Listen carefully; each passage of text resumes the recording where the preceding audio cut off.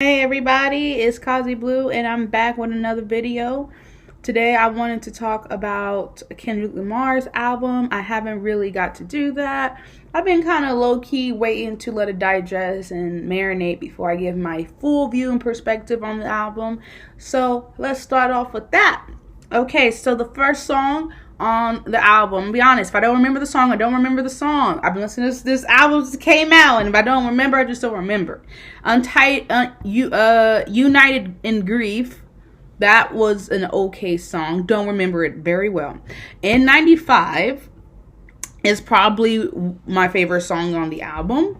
I listen to that song every day. The lyrics are just amazing because I can relate to the lyrics a lot because I'm going through the spiritual journey and my purpose of life. And N95 talks about a lot of things about anti-materialism, anti-propaganda, anti-activists, like anti-overnight activists to be specific.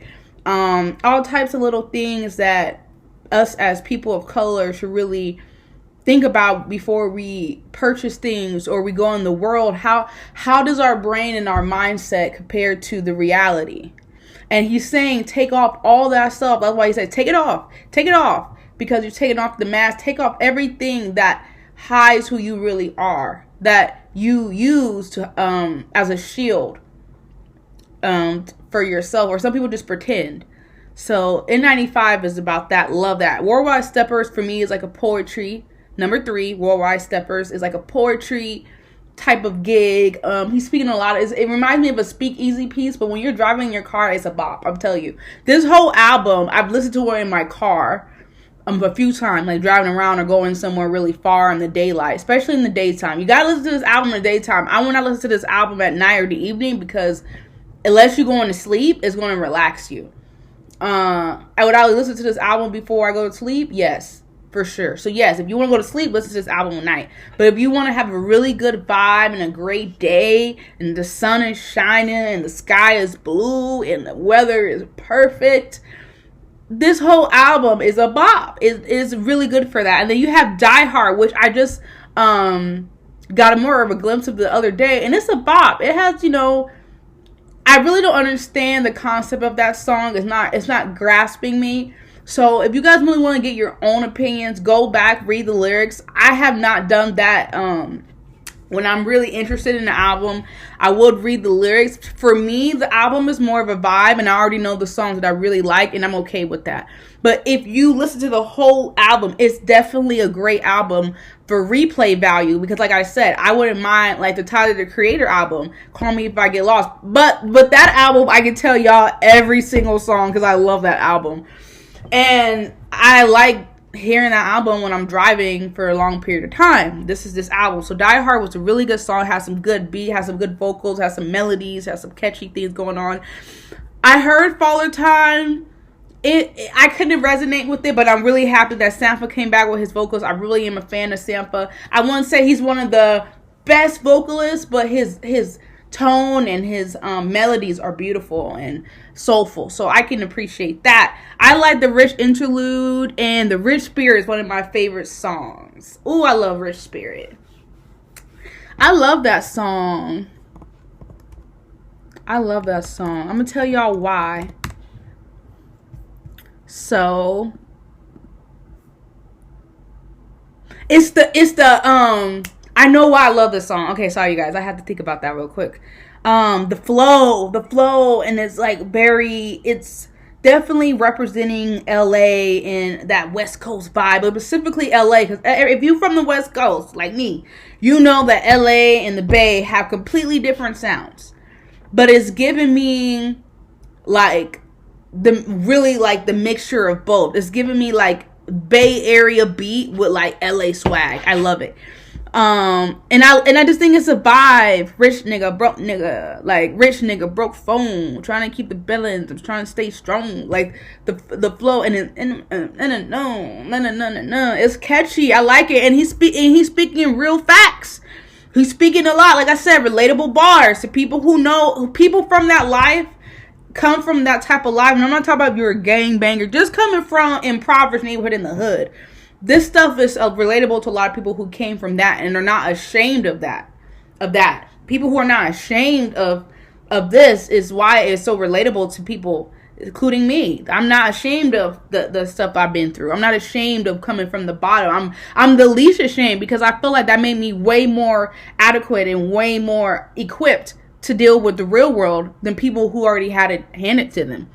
People I know that have it handed to them cannot live without people helping them for 3 days, even though 24 hours. I can literally live without people for a year. When I moved out the country, I stayed away from people for a very long time. My family, I'll talk to my mom maybe like once a month, if that. You know, I didn't turn my phone on. I turned my phone off. And I'm literally, I tell y'all, because I didn't want to pay roaming fees, I literally, the whole time I was there for like maybe 6 months, I definitely, yeah, like I definitely did not need my phone anymore. I didn't pay for the roaming, so I didn't have a phone service. So I had to use Wi-Fi for city or wherever, and I was happy like that. You know, I was happy. I was, you know, I didn't need people, and everybody else, like I have friends that felt bad for me and I never forget the last months of me in that program. They were like, "Oh my God, let's hang out," and we hanged out.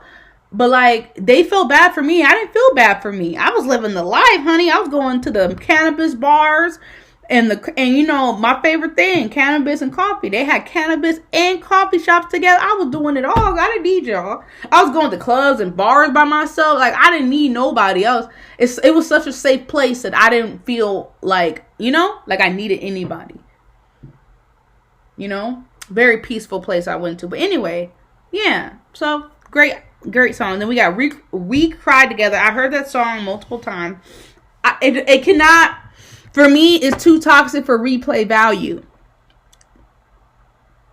Too toxic for replay value. So I won't, but I could break down my perspective of the record. The song, I understand it, but I still feel like,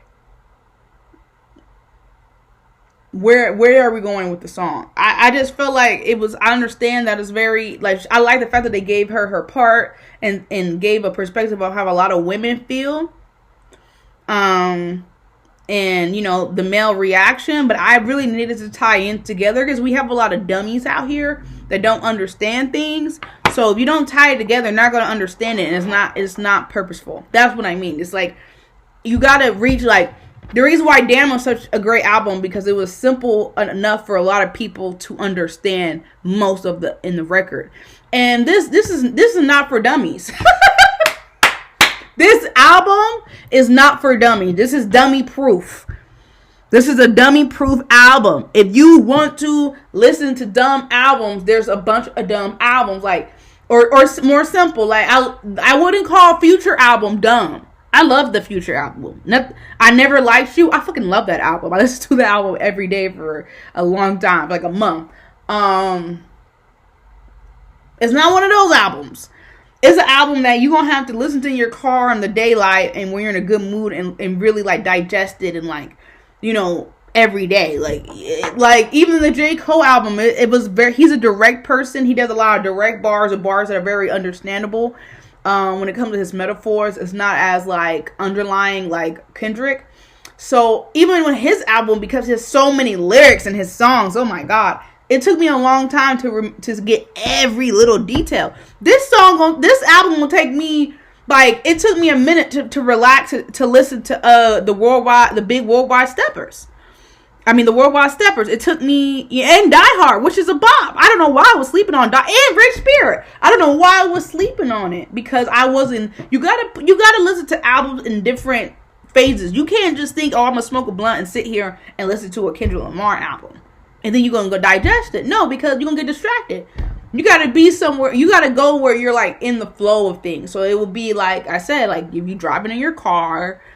Or you with your friends and y'all just want to like feel good vibes. Or like sometimes I just want to clean my house and put it on and have candles and incense. Like that's the type of album it is. So you can really digest it spiritually and mentally.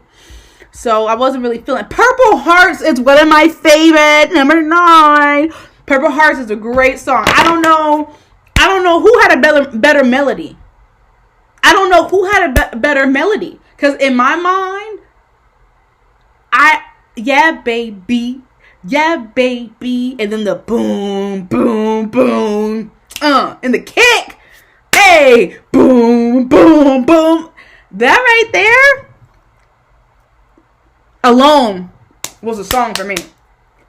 Anything else he did on the extra with his yeah, baby. Like, I don't know if it was Summer Walker or Kendrick, but I really enjoyed Kendrick's melodies, and I really enjoyed the blending her melodies as well, and her verse was okay. I just don't understand what was everybody talking about eating my ass. I know, well, we could tell she wrote her record, but still, wrote her verse, but still, and Ghostface Killah had bars, it was kind of, he had bars. It didn't fit the flow of a song. It wasn't in the flow of a song. Like, we could have picked somebody like that had more flow. Maybe like a Jid. I think Jid would have done better on this song for me.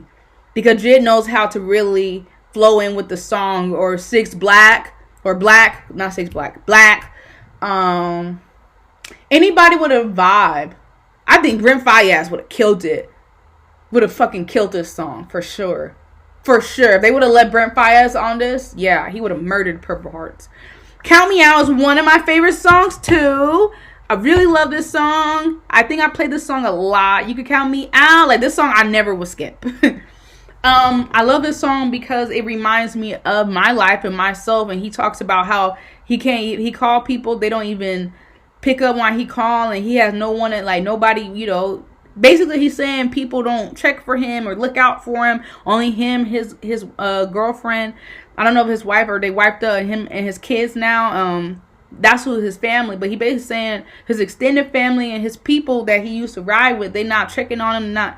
And I relate to that because, if you're listening to my video about Amber Heard, Johnny Depp, about the mental abuse, it goes deeper than just my ex. It goes to family. It goes into life, society, and you realize like people ain't really got your back. So you can count me out. I love when they count me out, and that's another thing I love when he say that, because if you count me out, I will feel nothing when you're irrelevant to me. Okay, side note, I had a situation with this person, and I was so patient with this person. This is recently too. And no ill will. I don't think that person's a bad person. We friends or whatever. We were friends. We're not friends anymore. I would just like cut him off. But like, I don't really like to burn like really tough bridges, especially if I feel like, anyway, like I just don't want to put out that bad juju. So I usually don't try to like be mean to people when I cut them off. So it just like, he wasn't supportive to me, and I feel like I was supportive to him, and I just feel like when everything was good, he was on my ass, like as a friend, like keeping up, because I was feeding him, I was supporting him and making him feel good about his life, because he's going through shit too. We're all going through shit, and I feel like I'm going through a lot, but I can still be a good friend to somebody, and that's my problem, and this situation taught me that I can't do that. And this is the first time in a long time that I saw the inconsistencies early. And I was just like, you know what? The first time ever, I was just like, you know what? I wish you the best. I wish you best. It doesn't seem like he wanted to support or he wanted to change or he wanted to do better. And the fact that when I told him that every day, it was like he was messaging me back once in every fucking 20 hours. That really pissed me off, and I had to cut him off for that, because I'm like, dude, when I was supporting you, you were messaging me every fucking day, multiple times a day, on my ass. And then when I told you this is, how I felt about something, and then I was like, I don't feel like you're being my friend, supportive. You should show that, but you're not showing that. And then you'll text me like, oh, okay, well, I'll make it up. No, then you'll text me that 3-4 hours. That's not making it up. Making it up is you calling me and telling me what's going on. And say, I want to be supportive. That is what was supportive. And because he didn't do that, I already knew he's not a good friend. And he's not a person I want in my life. I don't need nobody trying to hold me down like a sack of potatoes. I don't need nobody weighing me down. If you can't add, I am happy being alone, baby.